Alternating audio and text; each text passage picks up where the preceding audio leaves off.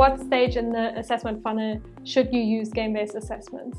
Typically, assessments are used really early on. So that would be after some basic eligibility checks or maybe after some automated CV screening.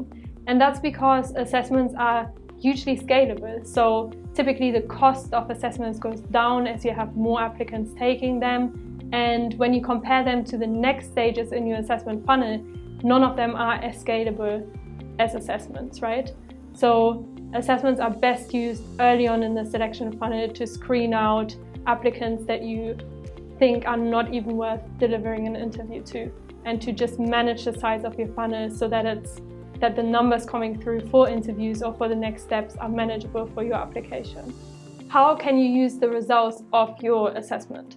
So the first and obvious thing to do is to cut out certain applicants that you don't want to proceed in the selection funnel.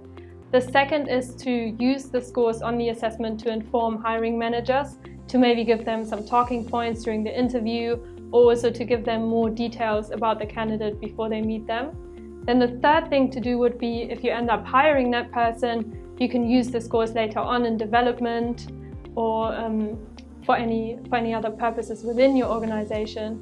And then the fourth thing to do, and that's what New Wave assessments have made possible, is to use that data to improve your selection process going further, like in the next years to come. And that's because you can look at someone's scores on the assessment before you hired them, and then their performance as they stay within your organization as an employee over years and years, so that if you use the same assessment for several years, you can really improve your selection data set.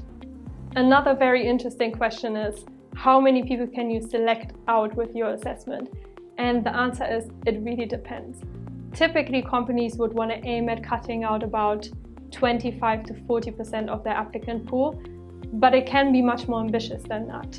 And the main point to make is that the more people you want to cut, so as soon as you go in over that 40%, the higher is your risk of producing adverse impact with your assessment. So that means if you're cutting out a large proportion of your applicant pool, then you are less likely that the remaining candidates will be as diverse as your original applicant pool. And that's what we call adverse impact. So if you want to use an assessment to really make big cuts to your applicant base, you need to make sure that it has very good qualities in terms of adverse impact, and that you work with the assessment provider to minimize adverse impact, so to make it possible for you to make those big cuts in applicant numbers. It certainly is possible, but it puts a higher demand on the assessment than, say, cutting 25 to 30% of your applicants. And one thing to consider in particular with machine learning-based, game-based assessments or selection assessments that you'll be using is that as you get to the higher ends of performance, so looking at the top 10% or the top 5% even of applicants, your prediction model actually becomes less accurate. So the model is most accurate in the middle of applicants and less accurate at the end. So that means that in the set of really high performers on your assessment, you have a higher risk that the assessment might just be wrong about them and actually they are not high performers. So that's something to consider as well if you're using a machine learning based model and you want to make really high cuts.